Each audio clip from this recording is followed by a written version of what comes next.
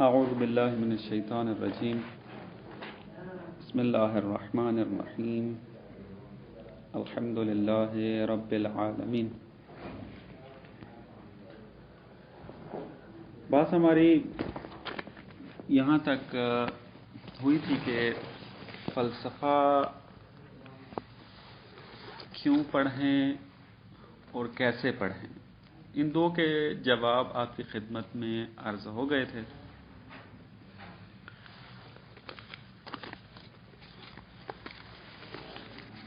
پچھلے درس کے اندر ایک دو سوال ذکر ہوئے تھے کہ مناسب سمجھتا ہوں کہ اس کا جواب دوں اور پھر اپنی بحث کو ادامہ دوں۔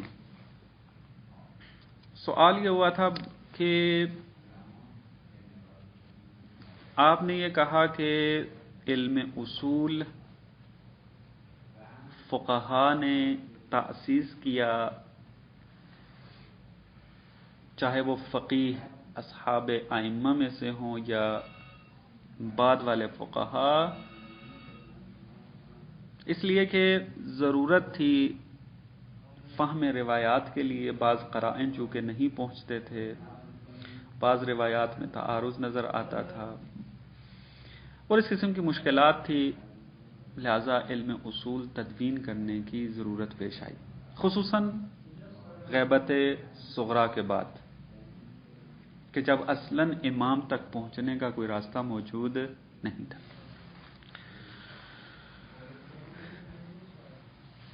لہذا علم اصول تاسیس کیا اور پھر میں نے یہیں سے یہ مطلب بیان کیا کہ یہ تو تھا روایات فقہی کے اندر۔ ہمارے پاس بہت بڑی تعداد میں روایات معارف موجود ہیں، آیات معارف موجود ہیں، معاد کی آیات ہیں، توحید کی آیات ہیں، نبوت کی آیات ہیں، اسی طریقے سے روایات ہیں۔ اب جس طریقے سے غیبت سے دور ہوئے اور روایات فقہی کے فہم میں قواعد کی ضرورت پیش آئی اور علماء نے تاسیس کر دیے، تو اسی طریقے سے ہمارے پاس جو ہزاروں کی تعداد میں روایات معارف کی موجود ہیں، تو ان کے فہم کے لیے بھی قواعد کی ضرورت ہے۔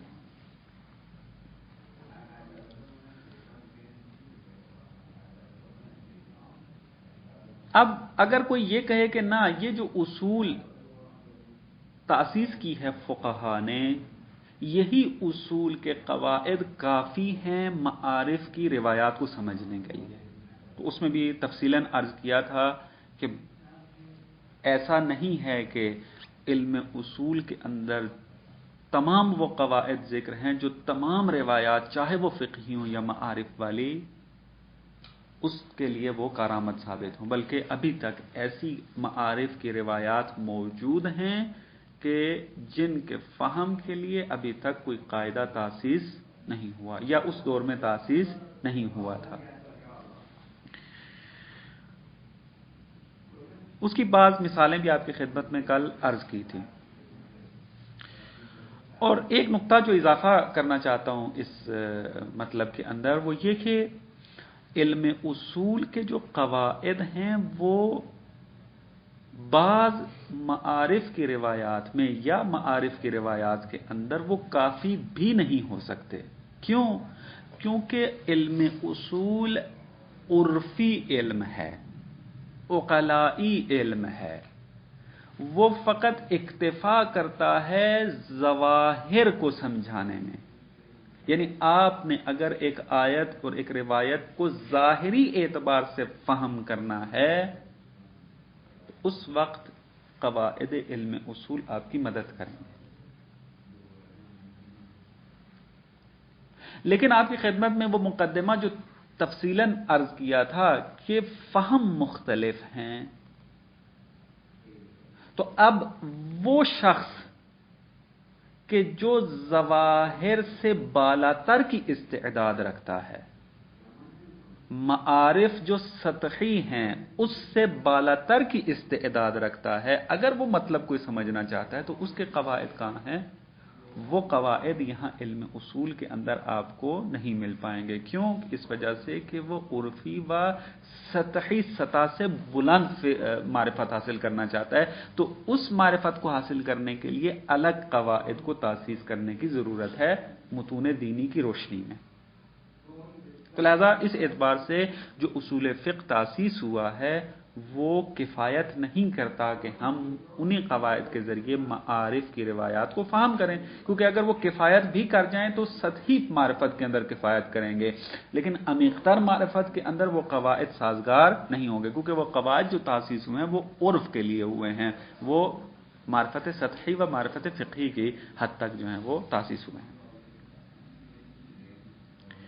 سوال یہاں پر یہ اب اٹھا کہ علم اصول کے جو قواعد تھے ان کے اوپر تو فقہا آیات و روایات کو ذکر کرتے ہیں، مثلا خبر واحد کی حجیت پر کوئی نہ کوئی آیت لے کر آتے ہیں، کوئی نہ کوئی روایت لے کر آتے ہیں. استصحاب اصول عملیہ کے اندر مثلا اگر وہ ثابت کرتے ہیں تو اس کے اوپر کوئی روایت موجود ہے. تو آیا فلسفے کے جو قواعد ہیں ان پر بھی کوئی آیت و روایت موجود ہے یا نہیں ہے؟ جواب اس کا یہ ہے کہ علم اصول کے قواعد عرفی ہیں اور عرف سے لیے گئے ہیں.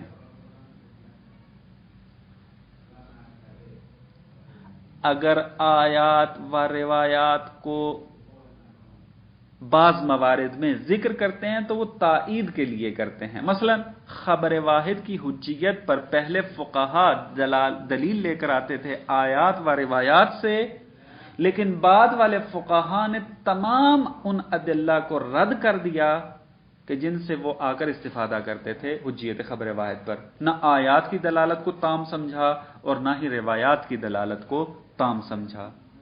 نتیجہ کیا لیا کہ بہترین دلیل جو حجیت خبر واحد پر ہے وہ کون سا ہے؟ سیرہ عقلاء ہے. عرف میں چونکہ خبر واحد پر اعتماد کیا جاتا ہے لہذا خبر واحد حجت ہے. اب آپ نے دیکھا کہ حجیت خبر واحد کے جو اساسی ترین قاعدہ ہے علم اصول کا، اس کا جو پشتوانہ ہے، اس کی جو دلیل ہے وہ آیت و روایت نہیں ہے بلکہ کیا ہے؟ عرف ہے، سیرہ عقلاء ہے. اب کوئی آ کے یہ بھی اعتراض نہیں کرتا ہے کہ خبر واحد پر چونکہ آیت موجود نہیں ہے، چونکہ روایت موجود نہیں ہے، پس خبر واحد حجت نہیں ہے، ہم اس کو نہیں مانتے. آپ کو کوئی عالم، کوئی فقیہ اس قسم کا نہیں ملے گا جو یہ ادعا کرے. کیوں ادعا نہیں کرتا؟ اس وجہ سے کہ علم اصول کے قواعد عرفی ہیں. پس یہ جو قاعدے اگر عرف سے حاصل ہو گئے اور اس کے اوپر کوئی آیت یا روایت آپ کو نہ ملی تو کوئی مشکل نہیں ہے. بات واضح ہوئی ہے؟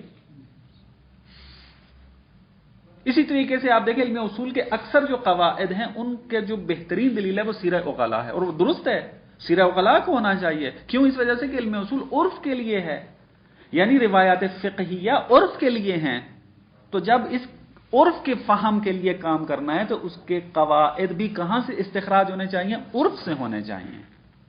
اب چاہے اس کے اوپر آیت موجود ہو یا موجود نہ ہو، اگر مل جائے تو جیسے وہ ہمارا محاورہ موجود ہے سونے پہ سہاگا ہے، نور علی نور ہے، اگر نہ ملے مشکل نہیں ہے کیونکہ عرف تائید کر رہا ہے اس کی. اسی طریقے سے بات آ جاتی ہے کہاں، کس پہ؟ فلسفے کے قواعد کی. فلسفے کا وظیفہ کیا ہے؟ فلسفے کا وظیفہ یہ ہے کہ مطالب کو برہانی انداز میں پیش کرے. متون دینیہ کے اندر جو مطالب ذکر ہوئے ہیں، ایک وظیفہ یہ ہے، مختلف وظائف ہیں، میں ابھی ان کی طرف ناظر نہیں ہوں. ایک جو اس کا وظیفہ ہے وہ یہ کہ متون دینیہ میں جو معارف ذکر ہوئے ہیں، جو مطالب ذکر ہوئے ہیں، ان کو برہانی انداز میں پیش کرے. تو اب جب برہانی انداز میں ان کو پیش کرنا ہے تو ان کے قواعد بھی کیا ہونے چاہیے؟ عقلی و برہانی ہونے چاہیے۔ تو جس طریقے سے علم اصول عرفی تھا اور اس کے قواعد عرف سے لیے گئے ہیں، تو فلسفے کے قواعد چونکہ عقلی ہیں، پس اس کے اوپر عقل کو تام ہونا چاہیے۔ یعنی اگر ایک قاعدے پر برہان عقلی تام ہوا تو وہ قاعدہ قابل قبول ہے، اگرچہ اس قاعدے کے اوپر صراحتاً کوئی آیت و روایت موجود نہ ہو، جس طرح کہ حجیت خبر واحد میں ہے۔ حجیت خبر واحد کے اوپر آج فقہا متفق ہیں اس بات پر، نہ کوئی آیت اس پر دلالت کرتی ہے، نہ کوئی روایت اس پہ دلالت کرتی ہے، لیکن پھر بھی مہم ترین قاعدہ علم اصول کا۔ کیوں؟ کیونکہ یہ عرف اس کا قائل ہے، اور علم اصول چونکہ عرفی ہے لہذا اسی طریقے سے فلسفے کے اندر فلسفے کے قواعد چونکہ عقلی ہیں، پس اگر برہان عقلی سے قاعدہ حاصل ہو گیا تو وہ قاعدہ قابل قبول ہوگا، اگرچہ اس کے اوپر کوئی آیت و روایت موجود نہ بھی ہو۔ بات واضح ہوئی ہے؟ لیکن اتفاقاً جس طریقے سے قواعد علم اصول کے اوپر تائید میں آیات و روایات موجود ہیں، اسی طریقے سے قواعد فلسفیہ کے اوپر بھی تائید میں موجود ہیں آیات و روایات۔ مثلا فلسفے کا ایک قاعدہ علیت و معلولیت کا ہے۔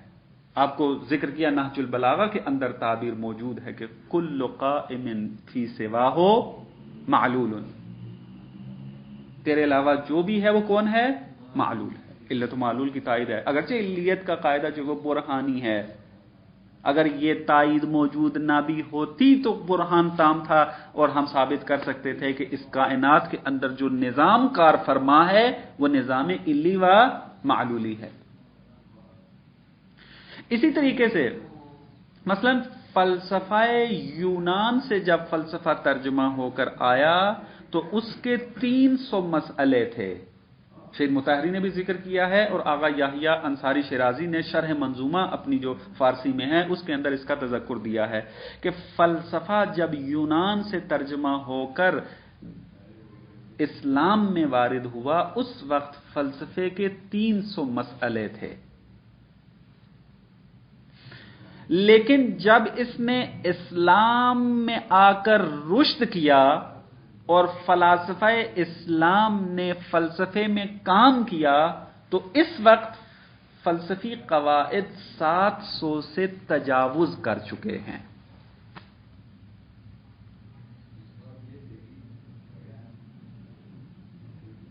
اب یہ 700 مسئلے سے کیوں تجاوز کر گئے ہیں؟ اس کی وجہ یہ ہے کہ فلاسفہ اسلامی قواعد عقلیہ کے ذریعے متون دینیہ کے مطالب کو فہم کرنا چاہتے تھے۔ ایک مطلب یہ، دوسرا یہ کہ انہی قواعد عقلیہ کے ذریعے متون دینیہ کے اندر معارف کو برہانی کرنا چاہتے تھے۔ دونوں کام کیے گئے فلسفے کے ذریعے، ایک فہم کیا گیا اور دوسرا مطالب کو برہانی کیا گیا۔ پس جب ایک قاعدے کو برہانی کرنے، ایک معرفت کو برہانی کرنے کی ضرورت پیش آئی، اگر کوئی قاعدہ موجود نہیں تھا تو اس کو تاسیس کیا گیا اس روایت و آیت کی روشنی کے اندر، اس پر برہان عقلی قائم کیا گیا۔ اگر وہ برہان عقلی تام ہو گیا تو وہ مطلب بھی برہانی ہوتا نظر آتا ہے۔ مثلا مثال دیتا ہوں اس کی، مثلا حرکت جوہری کا مسئلہ یونان کے اندر اصلاً موجود ہی نہیں تھا۔ کیوں یہ حرکت جوہری کی ضرورت پیش آئی؟ کیونکہ ہمارے پاس متعدد روایات موجود تھیں کہ جو یہ کہتی تھی کہ انسان اگر برے افعال انجام دے گا تو فلانے جانور کی شکل کے اندر محشور ہوگا، اور جو نیک کام انجام دے گا وہ فلانی سیرت کے اندر جو ہے وہ محشور ہوگا۔ روایات ایسی موجود تھی۔ اب ان روایات کو جب تک حرکت جوہری کا قاعدہ تاسیس نہیں ہوا تھا، علماء ان روایات کو مجاز پر حمل کرتے تھے۔ وہ یہ کہتے تھے یہ جو کہا جا رہا ہے کہ فلانا چونٹی کی شکل میں مثلا جو ہے وہ محشور ہوگا، فلانا پتہ نہیں کس شکل میں محشور ہوگا، یہ مجاز گوئی ہے روایات کے اندر۔ لیکن جب ملا صدرہ نے آ کر حرکت جوہری کے قاعدے کو برہانی کر کے ثابت کر دیا کہ یہ قاعدہ عقلی ہے اور اس کے اوپر برہان تام ہے، تو اب اس روشنی میں جب ہم جا کر روایات کا مطالعہ کرتے ہیں تو کوئی مجاز گوئی نظر نہیں آتی. روایات اپنے ظاہر کے اندر ہی فہم ہونا شروع ہو جاتی. بس یہ جو مسائل متعدد ہوئے اسلام میں آنے کے بعد فلسفے کے، اس کی وجہ خود متون دینیہ ہیں. پس روایات و آیات کا نقش ہے قواعد عقلیہ کی تأسیس کے اندر. مثلا آپ اگر یونان کے فلسفے کی طرف رجوع کریں تو ان میں نقص موجود تھا. مثلا توحید حقیقی نہیں تھی ان کے اندر، وہی تقریباً وحدت عددی کو زیادہ ذکر کرتے تھے. مثلا فلسفہ مشاء کے اندر بھی چلے جائیں، اکثر فلاسفہ مشاء وحدت عددی کے قائل تھے. اسی طریقے سے عالم مثال کا انکار کرتے تھے، لیکن آج کل کے فلسفے نے عالم مثال کو ثابت کر دیا ہے. فلسفہ یونان میں حرکت جوہری موجود نہیں تھی، لیکن آج کل کے فلسفے نے حرکت جوہری کے مسئلے کو برہانی طور پر ثابت کر دیا ہے. معاد کا مسئلہ، علم الہی کا مسئلہ، یہ اتنے سارے مسائل یہ فلسفہ اسلامی کے اندر تاسیس ہوئے اور کہاں سے لیے گئے؟ آیات و روایات کی روشنی کے اندر آ کر. پس جس طریقے سے قواعد فلسفیہ کو برہان کی ضرورت ہے اور پہلے مرحلے میں برہان کا ہونا ضروری ہے، کیونکہ قواعد عقلی ہیں اور عقل کے اندر برہان الزامی ہے، اور برہان کے بعد اگر آیات و روایات تائید میں مل جاتی ہیں تو وہ قاعدہ محکم تر ہو جاتا ہے. مطلب واضح ہوا؟ یہ ایک مطلب تھا کہ جو آپ کی خدمت میں عرض کرنا تھا. اس کے بعد جو ایک مطلب رہ گیا ہے وہ آپ کی خدمت میں ذکر کرتا ہوں خلاصے کے طور پر، پھر اس کے بعد مکاتب فلسفی کو بیان کرتے ہیں اور ہمارا یہ مقدمہ انشاءاللہ آج تمام ہو جائے گا. وہ یہ ہے کہ اگر فلسفہ جس طریقے سے، مثلا کوئی سوال کر سکتا ہے، اگر آپ فلسفہ کو جس طریقے سے بیان کر رہے ہیں اگر اتنا ہی مہم ہے تو پھر اس کی مخالفت کیوں؟ مخالفت کی کیا وجوہات ہیں؟ پھر اتنے فقہا، اتنے بزرگان جو دین کے فہم میں متخصص ہیں، جو ماہر ہیں، لیکن ہمیں وہ فلسفے کی مخالفت کرتے ہوئے نظر آتے ہیں. کیا وجوہات ہیں اس کی؟ انتہائی خلاصے کے ساتھ میں آپ کی خدمت میں عرض کرتا ہوں. اگرچہ اگر ان ابحاث کو تفصیلی ذکر کریں تو ایک الگ درس کی ضرورت ہے کہ انسان اس کو اسی نیت سے آئے کلاس کے اندر اور پھر اس کو تفصیلاً مورد بے مورد اس کے اوپر بحث کرے. لیکن بہرحال اجمالی طور پہ عرض کرتا ہوں، باقی آپ کے مطالعے پر چھوڑ دیتا ہوں کہ آپ خود مطالعہ کریں. اس کی ایک وجہ جو فلسفے کی مخالفت کی وجہ ہے وہ روایات ہیں بعض، کیونکہ ہمارے متون روایی کے اندر 2-3 روایتیں ایسی ہیں کہ جو صراحت کے ساتھ کیا کر رہی ہیں؟ فلسفے کی نفی کر رہی ہیں. تو لہذا جب روایات موجود ہیں فلسفے کی نفی میں تو ہمارے بزرگان نے کہا کہ ہم فلسفے کو قبول نہیں کرتے. 2 روایتیں مہم ہیں کہ جن کو ذکر کیا جاتا ہے فلسفے کی مخالفت میں. ایک روایت توحید مفضل سے نقل ہے اور اس میں جو جملہ ہے روایت کا وہ یہ ہے: فتبن و خیبتن و تعسن لمنتحل الفلسفہ، یعنی نابودی اور ناکامی ہو کس کے اوپر؟ جو مدعیان فلسفہ ہیں. یہ ایک توحید مفضل سے نقل ہوئی ہے. دوسری روایت جو نقل ہوئی ہے وہ آغا مقدس اردبیلی نے حدیقۃ الشیعہ کے اندر اس کو نقل کیا ہے، اس روایت کو. لیکن اس کے اوپر نقد کیا ہے؟ یہ تو 2 روایتیں ہو گئی کہ چونکہ روایتیں موجود ہیں اور اس میں صراحت کے ساتھ فلسفے کی نفی ہوئی ہے، تو لہذا روایت کی وجہ سے فلسفے کی مخالفت کرتے ہیں. میں نے اس کی تفصیل جو ہے ایک میں نے گروپ میں سینڈ کیا ہوا ہے کلپ کے عنوان سے روایات کی مخالفت کے اوپر رد. آپ اس کی طرف رجوع کریں. 2 یا 3 کلپ ہے میرے خیال میں. اس میں نے اس کے محتوا پر مفصل گفتگو کی ہے. آپ اس کی سند اور اس کی محتوا پر آپ اس کی طرف رجوع کریں. اور میں اس میں تھوڑے سے اضافی نکات بیان کرنا چاہتا ہوں تاکہ وہ والی بحث جو وہاں ذکر کی تھی میں نے وہ یہاں پر تکمیل ہو جائے. اولا یہ جو روایت ہے توحید مفضل والی، تو اصلاً توحید مفضل کی کتاب کو بزرگان مانتے ہی نہیں ہیں کہ یہ توحید مفضل، یہ مفضل ابن عمر کی ہے. یعنی اصلاً کتاب مشکوک ہے. تحقیقات ہوئی ہیں مجامع علمی کے اندر، حوزے علمی کے اندر مقالے موجود ہیں، بعض کتابیں موجود ہیں جس میں وہ ثابت کرتے ہیں کہ یہ جو توحید مفضل کے نام سے کتاب ہے یہ مفضل کی کتاب نہیں ہے. پس اس کا امام کی طرف نسبت دینا درست نہیں ہوگا. پر جو کتاب ہی مشکوک ہو اس سے روایت نقل کرنا ہی غلط ہے. تمام علماء الرجال و حدیث اس کے اوپر متفق ہیں. اصل جب کتاب مشکوک ہوگی اصل حدیث کی سند کوئی دیکھا نہیں جائے گا. جو کتاب مشکوک ہے کہ یہ مفضل کی ہے یا نہیں ہے. اور ثانیاً اس کے محتوا میں یہ کہا گیا ہے وہ مدعیان فلسفہ کے جو کیا کرتے ہیں، عالم کا انکار کرتے ہیں، اتفاق کے قائل ہو جاتے ہیں، ان کے اوپر لعن طعن ہو رہی ہے.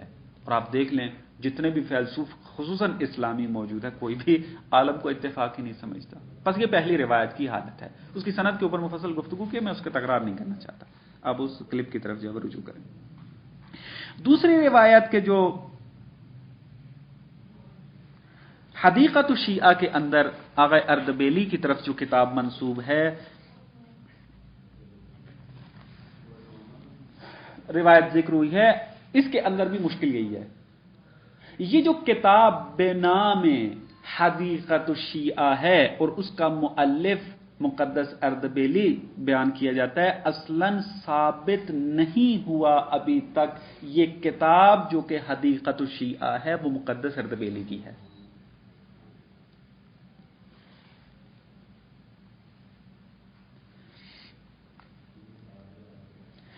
اس کا جو قدیمی ترین نسخہ ہے، یہ جس کو آج کل کیا ہے حدیقۃ الشیعہ کہا جاتا ہے، اس کا جو قدیمی ترین نسخہ ہے اس کے اوپر اس کا نام لکھا ہوا ہے کاشف الحق یا ہدایت العالمین. اور اس کا مؤلف کیا ہے، کون ہے؟ ملا معز اردستانی. یہ اس کے قدیمی ترین نسخے کے اوپر لکھا ہوا ہے کہ اس نے اردستانی نے یہ کتاب ہندوستان میں 1058 میں لکھی ہجری قمری کے اندر. اور جو نسخے قدیم موجود ہیں ان کے اندر عرفان اور فلسفے کے رد میں جو روایات موجود ہیں وہ روایتیں اس کے اندر موجود نہیں ہیں. آج والے نسخے میں موجود ہیں لیکن قدیمی ترین جو نسخے موجود ہیں ان میں یہ روایات اصلاً موجود ہی نہیں ہیں. بس ایک اعتبار سے تو کیا ہو گیا، کتاب مشکوک ہے، اصل مقدس اردبیلی کی ہے ہی نہیں. ثانیاً جو روایات موجود ہیں وہ بعد والے نسخوں میں ہیں، نسخے قدیمی موجود ہی نہیں ہے. بس اس کا مطلب ہے کہ اس نسخوں میں تصحیف و تحریف ہوئی ہے. تحریف ہوئی ہے، نہ کہ تصحیف، تحریف ہوئی ہے. بس تحریف شدہ نسخہ جو ہے وہ قابل اعتماد نہیں ہے. اور یہ مقدس اردبیلی کے جو ہم عصر لوگ تھے جنہوں نے مقدس اردبیلی کی زندگی کے بارے میں کتاب لکھی یا مثلا اپنی کتابوں میں اس کا اشارہ کیا، اور مقدس اردبیلی کی جب وہ آثار لکھتے ہیں تو کسی عالم دین نے حدیقۃ الشیعہ کو مقدس اردبیلی کی تالیف لکھا ہی نہیں ہے. مثلا اگر آپ میرے ہم عصر ہیں اور میں آپ کی زندگی کے بارے میں کتاب لکھنا چاہتا ہوں یا اشارہ کرنا چاہتا ہوں آپ کی شخصیت کے بارے میں، اور آپ کی میں تالیفات کو بھی ذکر کرنا چاہتا ہوں، تو میں آپ کی ساری تالیفات ذکر کروں گا، کیونکہ میں آپ کا ہم عصر ہوں، آپ سے آگاہ ہوں، آپ کی تالیفات کو جانتا ہوں۔ تو جب میں ہی کہ جو آپ کا ہم عصر ہوں آپ کی ایک کتاب کا نام نہیں لیتا، تو اس کا مطلب کیا ہے؟ اس کا مطلب یہ ہے کہ آپ نے وہ کتاب لکھی نہیں ہے۔ اگر لکھی ہوتی تو مجھے پتا ہوتا اور آپ مجھے بتا دیتے، یا آپ کے جو بعد والے عصر جو قریب ہیں بالکل، مثلا ایک عالم دین جو فوت ہو جاتا ہے اس کے قریب جو علماء ہوتے ہیں وہ چونکہ اس کے قریب ہوتے ہیں ان کے حالات سے واقف ہیں، جو زندگی نامہ لکھتا ہے وہ بہت دقت کے ساتھ لکھتا ہے، لہذا کسی بھی عالم دین نے مقدس اردبیلی کی تالیفات میں حدیقۃ الشیعہ کا نام نہیں لکھا۔ اور جتنے روایات مقدس اردبیلی کی کتاب میں فلسفہ و عرفان کے مخالف ہیں، جن منبع سے یہ روایتیں نقل کی گئی ہیں وہ منبع ہی مجہول الحال ہیں۔ حدیقۃ الشیعہ میں کتابوں کا جو حوالہ دیا گیا ہے کہ یہ کتاب فلانے جگہ سے لی گئی ہے، یہ حدیث جو فلانی کتاب سے لی گئی ہے، وہ اصلاً منبع ہی مجہول ہے، ثابت شدہ نہیں ہے کہ اس قسم کی کتاب جو ہے وہ تاریخ میں موجود رہی یا نہیں رہی۔ اور اس روایت کے ان کے اندر جو ہے وہ جعل کا زیادہ امکان موجود ہے۔ بس یہ حالت ہے اس کی کہ روایات جو موجود ہیں وہ جعلی ہیں، تحریف شدہ ہیں، ان کا منبع جو ہے وہ ثابت نہیں ہے۔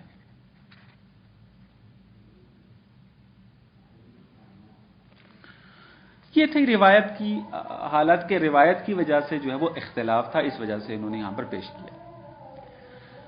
دوسری وجہ جو مخالفت کی بنی فلسفے کی، وہ خود محتوا ہے بعض قواعد کا۔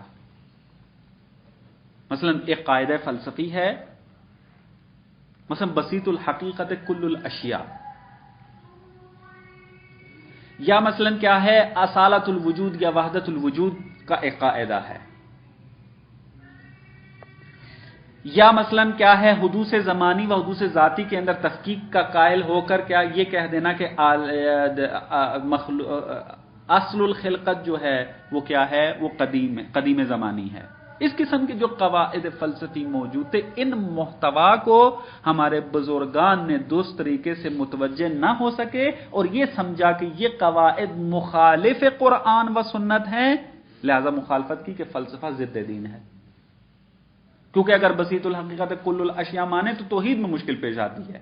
اگر ہم عالم کو جو ہے وہ قدیم مان لیں تو کیا ہو جائے گا، وہ خدا کے برابر ہو جائے گا، اور یہ روایات کے اندر جو ہے وہ حدوث کا ذکر ہوا ہے، درست ہے۔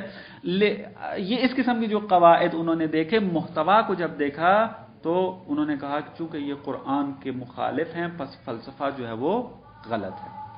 اس کا جواب کیا ہے؟ اس کا جواب میں ابھی نہیں دے سکتا، اصلا منطقی نہیں ہے کہ میں ابھی اس اشکال کا جواب دوں۔ کیوں؟ جب تک قاعدے کو خوب انداز میں پیش نہ کیا جائے، اس کو تبیین نہ کیا جائے، اس کے معنی کو واضح نہ کیا جائے تو اس اشکال کا جواب نہیں دیا جا سکتا۔ کیا ہوگا؟ منتظر رہنا پڑے گا آپ دوستان کو کہ ہم جب ان قواعد تک پہنچیں گے تو وہاں جب مطلب کو تقریر کیا جائے گا، بیان کیا جائے گا مستدل انداز میں، پھر دیکھا جائے گا کہ آیا یہ قاعدہ اس طریقے سے ہے جس طریقے سے ہمارے بزرگان نے سمجھا اور یہ کہا کہ مخالف دین ہے، یا نہ اصلاً ان کی نظر سے کچھ نہ کچھ مطلب جو ہے وہ غفلت کا شکار ہو گئے اور انہوں نے یہ سمجھا یہ دین کے خلاف ہے۔ تو لہٰذا اس سوال و اعتراض کا جواب آپ کو انتظار کرنا پڑے گا، یہ کہ آپ ایک پورا دورہ علم فلسفہ کا پڑھ لیں، اس کے بعد پھر فیصلہ ہوگا کہ آیا یہ بات ان کی درست تھی یا درست نہیں تھی۔ اجمالاً اگر عرض کر دیا جائے وہ یہ ہے کہ نہ محققین نے یہ آ کر تحقیق کر کے بیان کیا ہے کہ بعض قواعد کہ جن کے اوپر اعتراض کیا گیا ہے وہ اعتراض درست نہیں۔ مثلا وحدت الوجود کے اوپر مثلا میں آپ کی خدمت عرض کرتا ہوں، وحدت الوجود کہتے ہیں یہ مخالف قرآن ہے۔ کیوں مخالف متون دینی ہے؟ کیوں؟ قرآن اور روایات یہ کہتی ہیں اور وجدان انسان کا یہ کہتا ہے خالق اور مخلوق میں فرق موجود ہے، لیکن وحدت الوجود یہ کہتا ہے کہ ان کے درمیان کوئی فرق موجود نہیں ہے، خدا اور انسان ایک ہے، یہ عین الوجود ہیں۔ جواب اس کا کیا ہے؟ جواب یہ ہے کہ آقا وحدت الوجود یہ نہیں ہے جو آپ مانا کریں، اگر یہ مانا کرتے ہیں تو کوئی بھی عارف اس کا قائل نہیں ہے، عارف حقیقی، درست؟ اور یہ اگر کوئی کہے کہ نہ فلانے کی کتاب میں جو وہ عین الوجود کا لفظ آیا ہوا ہے کہ اللہ جو ہے وہ عین الاشیاء ہے، جواب اس کا ابھی یہ ہے کہ آپ نے عین کا معنی عرفی لیا ہوا ہے، وہاں پر عین جو ہے اپنے اصطلاحی معنی کے اندر موجود ہے۔ آپ عرفا ہی کی زبان میں، فلاسفہ ہی کی زبان میں عین کو سمجھنے کی کوشش کریں تو کبھی مشکل پیش نہیں آئے گی۔ آپ نے کیا کہا؟ آپ نے عین کا عرفی معنی مراد لیا۔ عرفی معنی کیا ہے عین کا؟ اگر یہ کہا جائے کہ یہ اس کا عین ہے، اس کا مطلب ہے ان کے درمیان دوئیت نہیں ہے، یہ عرفی معنی ہے عین کا، یعنی دونوں طرف سے جو ہے وہ عینیت پائی جاتی ہے، پس دوئیت نہیں ہے۔ لیکن اصطلاحی معنی میں یہ وہ عرفا یا فلاسفہ یہ نہیں کہنا چاہتے جب وحدت الوجود کرتے ہیں۔ پس فہم میں خطا ہوئی ہے کہ اصطلاحی معنی کی طرف توجہ نہ کی، فقط عین کا لفظ دیکھ کر عرفی معنی اپنے ذہن کے مطابق کر کے اعتراض کیا کہ یہ ہمیں خدائی کے قائل ہیں، لہذا وحدت الوجود کا قائل کافر ہے، وحدت الوجود کا قائل جو وہ نجس ہے، وہ فتاوی جو ہے وہ صادر ہوا اس کے اندر آ کر۔ اسی طرح حقیقت الاشیاء بسیط الحقیقت کل الاشیاء والا جو قاعدہ ہے، اس کو بھی برا فہم کیا گیا اور یہ کہا گیا کہ خدا پھر ہمیں چیز ہو گیا مثلا، نہیں، یہ فہم میں غلطی تھی۔ بس ایک وجہ جو تھی وہ محتوی فلسفہ کی وجہ سے تھی اور یہ بات درست نہیں تھی۔ ایک جو دلیل دی جاتی ہے وہ یہ کہ فلسفے کو ترجمہ اس لیے کروایا گیا تاکہ اہل بیت سے دور کیا جائے، اہل بیت سے دور کیا جائے۔ ایک جو ہے وہ دلیل یہ دیتے ہیں اور یہ کہتے ہیں کہ سقیفہ سے بدتر جو کام کیا گیا خلفاء کی طرف سے وہ فلسفے کا ترجمہ کرنا ہے۔ جواب اس کا کیا ہے آقا؟ جواب آسان ہے اس کا، اگر فلسفے کے اندر اتنا خطرہ موجود تھا کہ دین تخریب ہوتا، اہل بیت سے دوری ہوتی، تو اہل بیت کی متعدد روایات ہم تک پہنچنی چاہیے تھی کہ جس میں امام یہ کہتے کہ فلسفے کی طرف نہ جاؤ۔ ایسے ہونا چاہیے نہیں ہونا چاہیے؟ مثال دیتا ہوں اس کی، مثلا ائمہ کے دور میں قیاس فقہی رواج پیدا کر گیا، ائمہ کی متعدد روایات صادر ہوئیں کہ قیاس باطل ہے، لا یقاس بالدین، مثلا یہ اس قسم کی تعبیریں آئی ہیں کہ اصلا قیاس دین کے اندر جائز نہیں ہے، جو قیاس کرے گا وہ اصلا دین کو تخریب کر رہا ہے۔ متعدد روایات موجود ہیں۔ ائمہ کے دور میں یہ مسئلہ اٹھا کہ آیا کلام الہی مخلوق ہے یا قدیم ہے؟ متعدد روایات آپ کو ملیں گی جہاں پر امام نے موقف اختیار کیا ہے اپنا، یا اس فتنے سے روکا ہے کہ تم اس فتنے میں نہ پڑو، یا کیا ہے اپنا موقف واضح کیا ہے کہ یہ مخلوق ہے یا قدیم ہے۔ متعدد روایات موجود ہیں، جبر و اختیار کا مسئلہ ہے، متعدد ائمہ کی روایات موجود ہیں، یعنی جہاں بھی ائمہ نے احساس کیا کہ یہاں دین کی تخریب ہو جائے گی اگر بیان نہ کیا گیا، وہاں ائمہ نے متعدد روایات صادر کی۔